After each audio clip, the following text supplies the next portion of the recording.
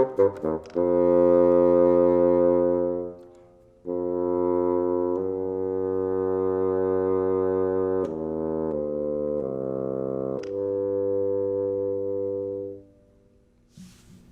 welcome to the Washburn Music Department. My name is Austin Way. I am the professor of bassoon here at the university. And today we're going to talk about this year's district and state audition repertoire, which comes to us from Eugene Bourdeau's Premier Solo. So we have two excerpts here. I want to talk about a few different topics on each one, but there's one common thread that's going to run through the whole thing, and that's that the tempo is going to really be moving around quite a lot. So to start out on the first page, the first thing I want to point your attention to is each phrase is in its own tempo. And that's actually really advantageous for us. When we're performing or auditioning, we really want opportunities to create contrast and have as much to work with as we can to play really musically. So in this first page, we start at this moderato tempo. Most people probably play this ballpark about 80 beats per minute or so. But when you're choosing your tempo, you want to choose a tempo that's going to allow you to have these ratios of this moderato to the plus lent in the second phrase, and then the plus vite that ends it, that we would carry on into the second page.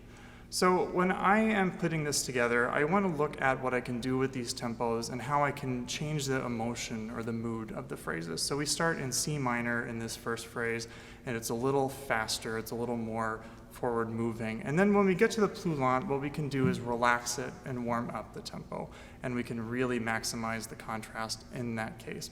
The second thing I want to bring your attention to in this, and this is in this second phrase, is this cluster of 30-second notes that's right in the middle of the page. I think this is where most bassoonists' eyes go to right off the bat, because we don't see a lot of notes this fast. And the instinct is to really rip through these really quickly, but they're really quite slow. They're melodic and they're more ornamental than they are fast and virtuosic. So I have a few tricks to help you prepare these so that you can get them where they're really stable and really within your control. And the first thing I would recommend doing is taking it really slow and establish the difference between the 16th notes at the start and the 30-second notes that follow. So that could sound something like this.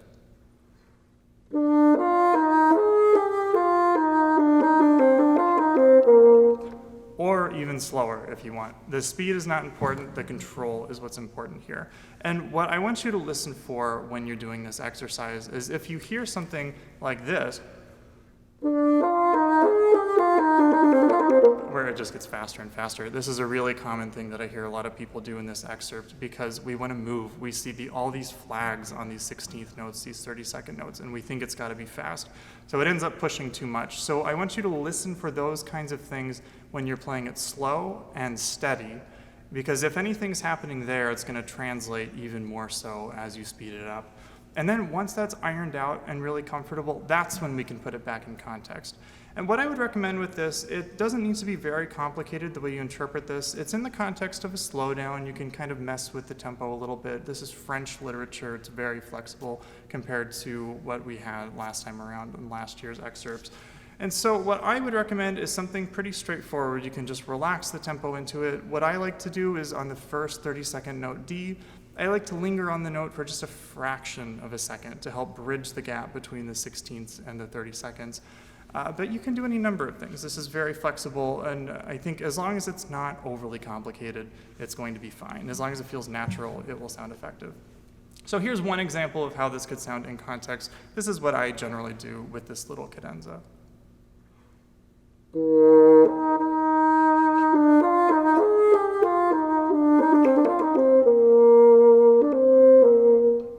And one final thing in this spot, that B flat dotted quarter note that comes right after the 30-second notes, most editions are missing an a tempo marking. So after you play this little cadenza, you go right back into your plus lent tempo. One final thing I want to say about this first page excerpt is I have a couple of tricks for these tricky slurs that happen from the G down to the low C or the low C up to the G. I have two tricks, one that'll work for everyone. The second one, it depends on your equipment. The first trick is the low C needs more air than the G. If you think about how far the air has to travel to reach where we close off for the low G versus the tone holes we close off to play the low C, it has to go much, much farther into the instrument. And so our tendency is when these come at the ends of phrases, we want to back off on the air so we can shape the phrase down. But we might find that in some cases we actually have to increase the air to get the low C to speak.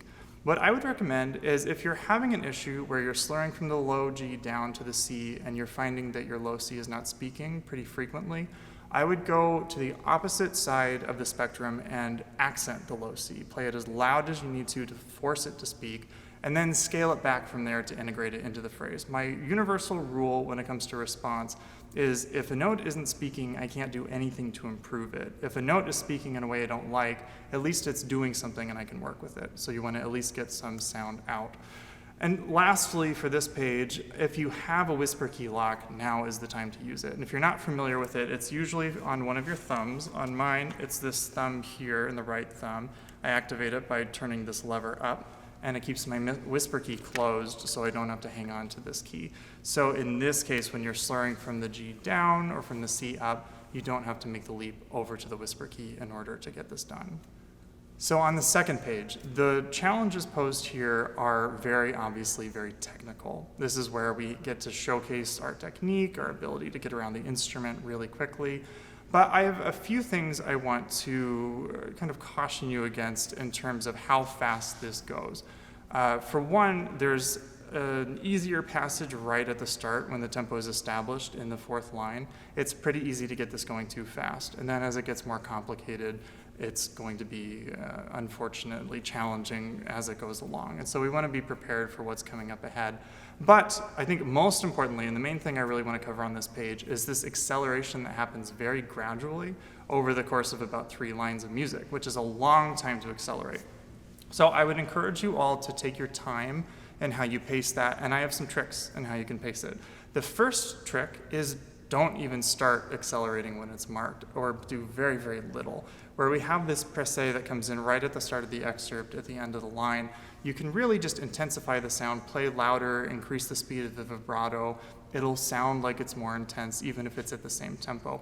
Once we hit this ascending melodic minor scale that starts on this low G at the end of the second line, that's where I would start to accelerate. And additionally, if you do push the tempo in the first 3.5 bars of this excerpt, you can pull the tempo back when you arrive on that G. So if you end up doing a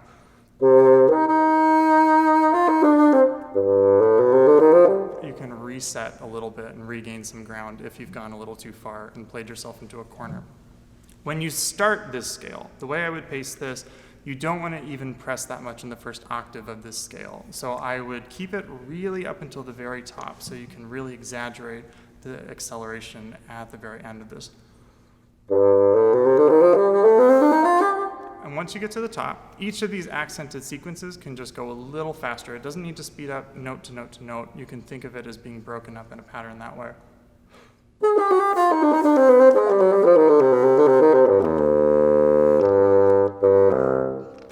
And that gets you to your tempo. And I have 2 final things I want to say about this tempo on this excerpt. The first one is you want to pick a tempo that you can control. You'd never want to play in an audition beyond your ability, because if you're having a hard time controlling something in the practice room, it's not going to work in an audition any better. So you want to be sure that you know what your limits are.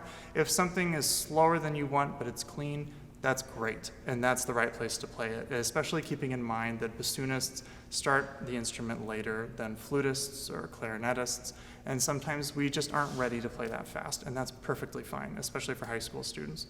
The second thing I want to say that's maybe a little less expected is you want to keep in mind what acoustic you're playing in. So for fast excerpts in particular, when we play auditions and performances, we want to be sure we're not going so fast that the resonance of the space is making our playing sound muddy. So even if we're playing perfectly, our fingers are right in the right spot, if we're playing in a really live space, it's going to sound a little less clean because of the resonance of the hall.